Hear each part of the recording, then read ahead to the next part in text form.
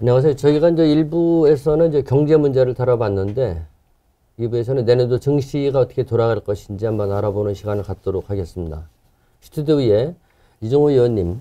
예, 안녕하세요. 김한진 박사님 모셨습니다. 네, 안녕하세요. 그 금년도 초만 하더라도 제가 찾아봤더니 코스피 지수가 2,988, 그 다음에 코스닥이 1,033 했던 게 지금 뭐 계속 올라갔다 내려갔다 해서 많이 밀려 있더라고요. 예. 그래서 이제 보다 보면은 그 주식 투자 직접 하시는 분들이나 또는 국내 주식형 펀드에 가입하신 분들도 벙어리 된 것을 말듯이 그냥 가슴앓이를 많이 할 것으로 되는데, 물론 뭐 시장이 하루아침에 좋아질 리는 없겠지만은 그 내년도 우리 증시 어떻게 돌아갈 것인지 네. 먼저 의원께서 말씀해 주시죠.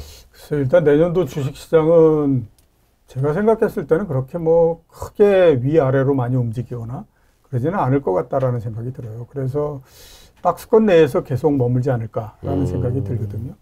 주가가 2150까지 하락을 했으니까 네. 3300에서부터 따지면 대략 35% 넘게 그렇죠. 이렇게 하락을 한 건데, 그러면 아주 뭐 경제가 어마어마하게 나빠가지고 내년도에 세계 경제가 마이너스 한 5% 정도 된다. 네. 그리고 한국도 마찬가지로 한 마이너스 한 3, 4% 정도 된다. 그리고 선진국에서 금융위기가 발생한다. 네. 뭐 이런 리스크가 있지 않는 한은 뭐 내려갈 만큼은 좀 내려간 게 아닌가라는 생각이 들고요. 대신에 또 올라가는 거 한번 생각해 보면 내년도는 경기가 굉장히 안 좋은 상태이고, 그 다음에 또 올해 상반기를 기점으로 해가지고 기업 실적이 거의 피크를 쳐버린 상태이기 때문에 네. 우리나라 기업 실적이 한 번 정도 꺾이고 나면 그래도 한 2년 정도는 줄어들거나 뭐 이랬다라고 하는 것들을 감안하면 내년은 전체적으로 아무튼 감익의 기조가 계속 이어진다라고 봐야 되거든요. 네. 그러면 경제도 안 좋고 감익도 계속이고 이익도 줄어들고 이러는 상태에서 주가가 간다는 게 한계가 있을 수밖에 없지 않습니까? 그렇게 되면 이제 결국 보면 주식시장은 위아래로 압박을 받아서 그냥 이렇게 일정한 폭내를 벗어나지 못하는 형태로서 계속 진행이 된다. 이렇게 이게 보입니다. 그래서 뭐 위는 제가 생각했을 때는 2,500을 크게 넘기나 그러기는 좀 어려울 것 같다라는 생각이 듭니다. 상단을? 예. 2,200 정도. 예. 그 다음에 이제 또 밑은 2,150까지는 일시적으로 막 가격이니까 밀고 내려갔던 거였는데, 그 정도까지는 내려가지 않겠지만, 아무튼 뭐, 한 300포인트 내지 250포인트? 그런 정도 내에서 그냥 계속 머물면서 가지 않겠냐라는 생각이 듭니다. 이제 의원님 말씀은 저 박스권 내에서 노는데 하단이 2,250 정도. 예. 상단이 한 2,500선에서 왔다 갔다 할 것이다. 예. 이렇게 보시는 거죠. 김현희 상은 어떠십니까? 저는 좀 뭐 변동성이 좀 크지 않을까. 전 사장님하고는 살짝 조금 다른 의견인데요. 네네. 좀 뭐 연초에는 좀 기대감이 있어서 조금 뭐 연말에 랠리가 좀 이어질 수도 있고요. 네. 아무튼 뭐 한 번은 뭐 좀 저점이 확인돼야 된다. 굳이 주식시장에 어쨌든 4계절, 봄, 여름, 가을, 겨울로 이렇게 말씀을 드리면, 네. 올해는 이제 중앙은행이 금리를 올리면서 좀 주식시장이 무너지는 소위 약세장 초입 국면이라면 네. 보통 역금융 장세라고 그럽니다. 그리고 내년에는 어쨌든 실적이 나쁜 걸 확인하면서 경기가 나쁠 거로는 봤는데 더 나쁘니까 좀 경기에 삑사리가 난 거죠. 그래서 또 거기서 이제 확인 사살을 하는 그러면서 이제 주가가 폭락하는. 그래서 뭐 적정 지수대라고 하면 센터장님 말씀하셨던 뭐 지난번 2130 9월 말 수치가 좀 페어하긴 한데 패닉 셀링이 나오면 2000을 깬다. 그래서 깨질 수도 있다. 1950, 1900이나 이런 정도의 이제 과매도 국면이 한번 있을 수 있다라는 거고요. 네. 두려움 때문에. 그리고 윗선으로는 어쨌든 저는 펀더멘탈의 중심선이 한 2300에서 400선 정도라는 데 대해서는 좀 동의하거든요. 네. 그렇다고 보면 위로는 또 과매수, 또 금리가 너무 싸지면 사람들이 야, 또 뭐 이게 금리가 너무 싸진 거 아니냐. 뭐 이제 주식이 배당 수익률이 몇 프로인데 뭐 그리고 주가도 뭐 PR도 착해졌는데 다시 이러면서 2000을 깨면 뭐 사실 뭐 PR이 다시 또 한 코스피 PR이 8배 뭐 이렇게 될 텐데 네. 그러면 뭐 다시 또 한 2,700, 800까지 밀어붙이는 이 돈은 많거든요. 지금 숨어 있어서 그렇지. 네. 그래서 좀 2,300에서 400선을 중심으로 한 플러스 마이너스 거의 한 15% 정도의 그런 스윙이 이루어지는 좀 변동성 장세가 있지 않을까. 어쨌든 적정 레벨이라는 거하고 심리적인 게 가세된 최악의 상황은 조금 구별해서 우리가 좀 대응해야 되겠죠. 관련해서 그러면 여쭤보고 싶은 게 있는데, 그렇다면 지금 주식투자 비중 같은 거를 따질 때에 두 가지 프로로 나눌 수가 있잖아요. 네. 기존에 이제 해가지고 물려있는 사람들, 그 다음에, 이게 1900선이나 2000선 가게 되면은, 나도 한번 또 다시 한번 덤벼봐. 하는 사람이 있을 텐데, 그렇다면 이제 주식투자 비중 같은 거, 그런 거를 시대되게 하는 게 나을지, 아니면 좀 더 담아야 될지, 그거에 대해 어떻게 생각하시는지. 저는 웬만하면 이제는 위험 관리를 하는 게 좀 무의미하다고 생각합니다. 정말 뭐 빚을 내서 투자했다든지 이러면 뭐 위험 관리를 해야 되겠지만, 그렇지 않으면 시기적으로 주가 저점이 언제일까를 생각해 보면 저는 내년 2분기에서 한 3분기, 좀 너무 범위가 넓습니다만, 네. 한 4, 5월에서 한 여름 정도에 최저점이 나올 것 같아요. 그때가 가장 전 세계적으로 경기도 암울하고 네. 세상 무너지는 것 같고, 네. 그 다음에 일부에서 말씀 나눴던 금융시장의 어쨌든 여러 가지 파생적인 위험들, 신용경색 이런 것들도 어수선하고, 그런 시기이기 때문에 주가가 저점을 형성할 수 있다라고 보는 건데요. 네. 물론 이제 경기는 뭐 2024년까지 계속 불황이지만, 여기서 우리가 초점을 둬야 되는 거는 우리가 예상한 것보다 경기가 더 나빠지지 않는, 그러니까 덜 나빠지는 그런 시기에 주가는 바닥을 찍는다. 그러니까 예를 들어서 삼성전자가 어쨌든 바닥을 찍는 시점, 미국 경제 혹은 미국의 ISM 제조업 지수의 주문 지수 같은 것들이 선행 지표들이 네. 가장 어두운 뭐 최저점을 기록하는 네. 그 시기가 경기가 가장 안 좋을 때고, 그때 삼성전자가 바닥을 찍는다면 예를 들어 삼성전자 저점은 4, 5월에서 여름 사이에 나올 가능성이 높다라는 거죠. 1분기 실적 나갔을 때. 그렇게 되다 보면 뭐 지금 벌써 뭐 12월 이제 하순인데, 조금 있으면 하순인데 한 6개월 버티면 되거든요. 그래서 못 버틸 게 어디 있냐라는 거죠. 뭐 앞으로 그 다음에는 뭐 빨랫줄 같이 V자형으로 올라간다는 말씀이 아니고, 네. 그 이후에도 굉장히 우여곡절을 거치면서 출렁출렁 거리면서 사람들 겁주면서 주가는 올라가지만, 어쨌든 상승 추세의 반전, 그러니까 계속 저점이 높아지는 시기에 어쨌든 최저점이 내년 중반이라면 어지간한 종목을 갖고 계시다면 저는 뭐 버티시라라고 말씀드립니다. 네, 아니면 또 떨어지면 조금 더 살 수 있는 거고. 네. 위원님은 어떻게 보시나요? 그래서 비중 축소를 할 거냐 확대를 할 거냐 하는 거를 양단을 놓고 판단하고 하기에는 너무 많은 그 가변적인 요인들이 있기 때문에 뭐라고 참 말씀드리기는 어렵지만, 일단 두 개 중에서 하나 이렇게 얘기를 한다라고 하면, 앞에 제가 말씀드렸던 것처럼 주식시장이 큰 변화가 없는 상태이기 때문에 여기에서는 내년도만 바라보고 축소를 하기도 어렵고 확대하기도 그렇게 쉽지는 않습니다. 그러니까 축소하기 어렵다라고 하는 건 이미 주가가 뭐 굉장히 많이 떨어져 있는 상태이기 때문에 축소하게 되면 10중 8구는 손해를 보면서 아무튼 정리를 해버려야 되는 거잖아요. 그런데 굉장히 어려운 국면도 지나왔는데 또 무슨 뭐 그거를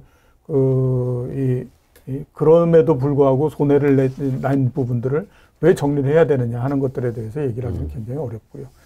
확대하는 부분들도 제가 따졌을 때 내년도 전체적으로 보면 이렇게 뭐 지수가 많이 올라가고, 그 다음에 우리가 굉장히 익숙한 종목들이 올라가고 이렇게 해서 되는 것들이 아니기 때문에 확대하고 하는 것도 기회를 많이 제공해 줄 것 같지는 않다라는 생각이 들어요. 그래서 내년도는 일단 그동안에 이제 가지고면서 이렇게 물려있는 주식들, 이게 과연 얼마만큼 좀 회복될 것인가 하는 것들에 포인트를 맞추고, 그다음에 매수하는 것들은 내년도에 실제적으로 시장에서 선택을 하고 하는 업종들이 있을 겁니다. 테마가 있을 거고. 그런 것들에 어떤 시점에 적절하게 들어갈 건가, 그리고 들어갈 건가 말 건가 하는 것들 결정하는 그런 정도의 그 전략, 그런 거 이외에는 별로 없지 않을까라는 생각이 들어요. 그러면은 지금 이제 상당히 두 분이 다 보수적으로 말씀을 해주셨는데 예. 그렇다면 신규로다가 우리가 내년도에 뭐 두 분이 다 맞추신다라 하면 여기 자리에 나오실 필요도 없을 텐데 그나마 그래도 또 가질 만한 업종이라든지 어떤 테마적인 부분 분야가 있다면 어떻게 생각하시는지 김현익 교수 말씀해 주시죠. 네, 일단 주가가 저점을 찍고 올라가는 내년 중반 내지는 하반기 상황을 겨냥한다면 저는 주도주로 접근하면 안 될 것 같아요. 그러니까 통상 더 잘 아시겠지만 주가가 바닥을 찍고 올라갈 때는 일단 많이 떨어진 것. 좀 그냥 영혼이 없이 올라갑니다. 아니면 공매도가 많이 쳐져인 거 쇼커버링 들어오면서 오히려 더 뛰어요. 밈 주식 같은 경우에. 그렇다고 실적주가 안 뛰냐? 실적주는 앞으로 성장을 더 할 것 같고 PR이 더 낮아질 거기 때문에 주식의 퀄리티가 좋기 때문에 또 사람들이 몰립니다. 우량 블루칩들은. 그리고 가치가 싼 거. 가치가 싼 것들이 조금 애매하죠. 오히려 그동안 이제 약세장 속에서 그래도 버텨왔던 종목들, 이런 종목들도 아주 안 올라가진 않을 겁니다. 가치주. 그래서 가격, 가치, 성장, 실적주 다 같이 무더기로 올라갑니다. 그래서 오히려 아마 좀 질이 나쁜 종목들이 더 많이 올라갈 수도 있습니다. 그런 관점에서 내년 어쨌든 시장의 변동성을 대응해야 되지 않을까. 그 다음에는 이제 2라운드에 가서는 좀 추세가 안정되는, 주식시장의 추세도 안정되고 좀 차분해지는 경기 추세도 이제 안정되는 그 국면에서는 이제 옥석이 갈리죠. 그래서 내년만 놓고 보면 너무 고민하지 마시라. 라고 생각합니다. 위원님 어떻게 보시나요? 2011년서부터 2016년도까지를 한번 참고해 볼 필요가 있을 텐데요. 네. 그 당시에 우리나라 주식시장이 2000을 그 중심점으로 해가지고 위아래로 이렇게 10%씩 위아래로 해가지고 움직이는 거였으니까 한 6년 동안에 걸쳐서 20%폭 내에서 계속해서 주가가 머물러 버리는 형태가 됐거든요. 네. 얼마나 답답했겠어요. 그 6년 동안에. 근데 종목면으로 봤을 때는 정말 어마어마하게 화려한 형태였다라고 볼 수 있거든요. 2011년도 같은 경우는 엔터테인먼트 주식, 게임 주식 이런 것들이 많이 올라왔습니다. 상승 논리는 뭐냐면 그때의 우리나라의 스마트폰 보급률이 40%를 넘어서 2천만 대를 넘었거든요. 그러니까 이게 스마트폰 내에서 뭔가 이렇게 좋은 컨텐츠를 갖고 있으면 돈을 벌 수 있다라고 해서 그게 이제 엔터테인먼트 주식이나 게임 주식 이런 것들로 이게 이제 논리 확산이 돼가지고 주가가 3-4배씩 막 올라가고 이렇게 했거든요. 그 다음에 이제 2012년도 같은 경우에는 드디어 이제 스마트폰이 전 세계적으로 애플하고 그 다음에 삼성전자 두 개가 하다 보니까 삼성전자만 주가가 이렇게 올라갔어요. 어느 정도였냐면 삼성전자 시가총액이 93조 늘어나는 동안 시장의 시가총액이 76조가 줄어들어 버렸으니까 그러니까 시장의 대부분의 종목들은 다 떨어지고 삼성전자 혼자서 올라가서 그 지수 자체를 유지시키고 조금 올라가게 만들고 이런 형태였죠. 네.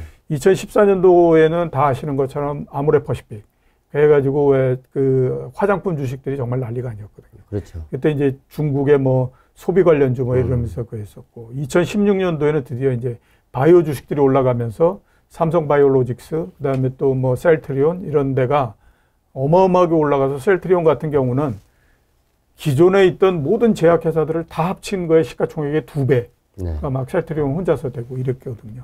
그러니까 이런 것들이 모두 다 뭐가 하냐면 그렇게 주식시장이 압축이 돼버린 상태에서는 미래의 성장 가능성이 있다라고 그게 타당성이 있든 없든 상관이 없어요. 네. 시장에서 그렇게 믿게 되면 그냥 믿는 겁니다. 그건. 네. 그러니까 그래서 그게 이제 주가에다가 반영이 되는 형태인데 네. 그런 모양이 나왔거든요.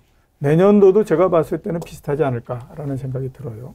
지금 이제 미래의 성장성과 관련해서 시장에서 제일 많이 보고 있는 게 2차 전지 이런 데죠. 네. 이거는 시장이 이렇게 뭐 시간이 좀 지나면 아 이거 눈에 뻔히 보이는 것 같은데 이러면서 이제 그걸 하니까 계속 이제 그걸고 그 다음에 또 뭐 여러 가지 시험들을 할 겁니다. 이번에 이제 정부가 얘기했던 것처럼 수소 경제 이 부분도 태핑을 해볼 거고 그 다음에 우주항공도 태핑을 해볼 거고 로봇도 태핑을 해볼 거고 이러면서 이제 여러 성장 테마를 가지고 꾸준히 계속해서 시장을 태핑을 해보겠죠.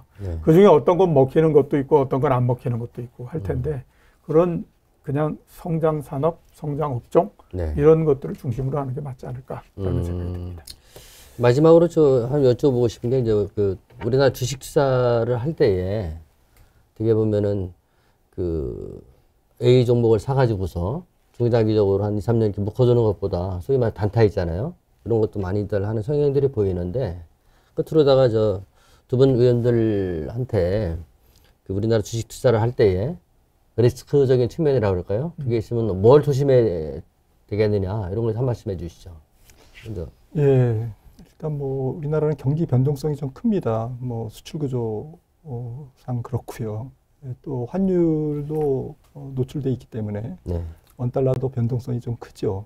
그러다 보니까 외국인들의 수급이 환율의 어쨌든 추세, 원달러의 추세가 강할 거냐 약할 거냐 이런 추세에 따른 어쨌든 뭐 외국인들의 수급이 굉장히 좀 변동폭이 큰 편이지 않습니까? 네네. 이런 게 이제 전체적으로 주가의 변동성을 조금 많이 좌지우지하는 그런 성향이 있고요. 특히나 그 주가의 변동성을 조금 많이 만드는 게 기업들이 이익의 변동성이 큽니다. 전 세계적으로 이렇게 좀 시장 지배적인 소비재 기업보다는 일종의 어쨌든 중간재, 부품, 어쨌든 B2B가 많은 거죠. 그러다 보니까 이익의 변동성이 크다 보니까 수주 산업들이 많고 그러다 보니까 주가가 아무리 좋은 주식도 물론 이제 한 30년, 40년 갖고 있으면 괜찮은데 그렇게 버틸 수 있는 사람들은 많지 않으니까 저는 한 2, 3년 만에 2, 3년 정도 주기로는 조금 줄였다 늘렸다 할 필요가 있다라고 생각을 합니다. 왜 그러냐면 두 번째가 이 구조적인 게 또 하나 있어요. 주주 환원율이 낮습니다. 미국은 뭐 분기 배당하는 기업들이 전체 S&P 500 기업의 거의 7, 80%가 넘잖아요. 근데 우리나라는 20, 30%도 안 됩니다. 기업이 어려울 때, 경제가 어려울 때 배당금이 또박또박 들어오면 그래도 보릿고개를 넘잖아요. 2, 3년간. 하지만 뭐 배당도 안 주고 갑자기 뭐 느닷없이 뭐 회사 떼어내고 뭐 이런 사람들인데 여기 이런 기업들을 어떻게 믿고 또 투자합니까? 특히나 우리나라 같이 어쨌든 노동자도 어쨌든 주주지만 주주 입장에서 보면 고용의 유연성이 굉장히 약하거든요. 미국 기업들 보십시오. 굉장히 고용 유연성이 좋잖아요. 주주 관점에서 보면 고용 시장이 경직돼 있다는 것은 주식 투자를 장기적으로 하기에 굉장히 불편한 그러한 좀 불편한 진실입니다. 그래서 이런 부분들이 좀 예민한 부분이긴 하지만 아무튼 주주에 대해서 소액 주주에 대해서 많은 배려가 없는 그러한 지금의 현실상으로는 뭐 사람들이 젊은 분들이 어쨌든 미국 주식을 많이 산 거는 그 행위 자체는 저는 논리상 맞았다. 너무 비쌀 때 들어갔던 게 문제지. 그래서 좀 이 부분은 우리나라 기업들이 조금 더 이렇게 생각을 해봐야 될 문제거든요. 저는 두 가지 정도로 꼽을 수 있는데 하나는 뭐냐면 대한민국 주식시장은 우리가 솔직하게 얘기해서 너무 수익성이 낮습니다. 예를 들어서 보면 이래요. 1990년도에 중국 주식시장이 생겼는데 그 90년도에 중국 시장이 생기고 한 30몇 년 동안 제일 많이 올라갔을 때 60배 정도가 올라갔고 지금도 30배 정도가 올라갔습니다. 똑같은 기간 동안에 S&P 500이 16배 정도 상승을 했거든요. 근데 한국 주식시장은 어떠냐? 똑같은 기간 동안에 3.5배가 상승했습니다. 그러니까 미국의 주가가 상승하는 거에 16배하고 3.5배면 5분의 1 정도밖에 안 되잖아요. 다른 자산들하고 비교해도 현격하게 낮습니다. 채권하고 비교해도 마찬가지고 부동산하고 비교하면 그건 뭐 비교의 대상도 안 되고 결국 보게 되면 우리나라의 주식은 어마어마하게 수익이 낮아요. 그래서 제가 생각했을 때는 그런 생각이 굉장히 많이 들어요.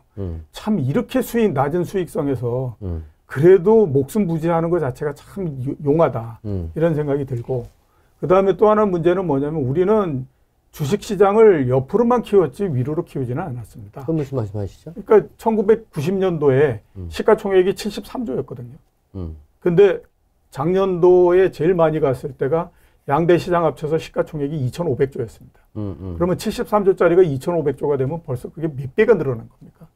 근데 그 사이에 주가는 어떻게 됐냐? 3.5배 올랐더라고요. 그러니까 나머지 10배 정도 옆으로 커진 거는 다 IPO를 통해 가지고 불러들여 가지고 이거를 그 규모를 키워놓고 뭐 이런 것만 했지 위로 올라가게 하는 거 이거에 대해서는 별 상관하지 않았다라고 하는 거예요. 그러니까 그걸 보면 이 생각이 상당히 많이 들어요. 대한민국 주식시장은 주식시장이 갖고 있는 기능이라고 하는 교과서적인 기능 그 부분은 굉장히 충실했다. 그러니까 뭐 기업들에게 필요한 자금을 공급해주고 이거는 굉장히 충실하게 했는데 문제는 뭐냐면 그러면서 그 안에 있는 이 주주들 이런 사람들한테 정말 아무런 생각도 안 했다. 이 생각이 들 수밖에 없거든요. 그렇기 때문에 과연 이렇게 낮은 수익성이라고 하는 것이 그러면 앞으로 봤을 때 급격하게 계속 개선될 거냐. 저는 절대 그렇게 생각하지 않습니다.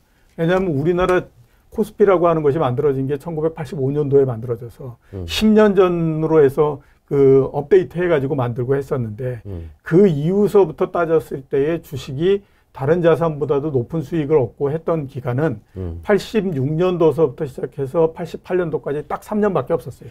그걸 제외하고 나면 대한민국 주식시장은 정말로 초라할 수밖에 없는 그런 형태이기 때문에 네. 앞으로 이게 개선될 때까지도 굉장히 오랜 시간이 걸립니다.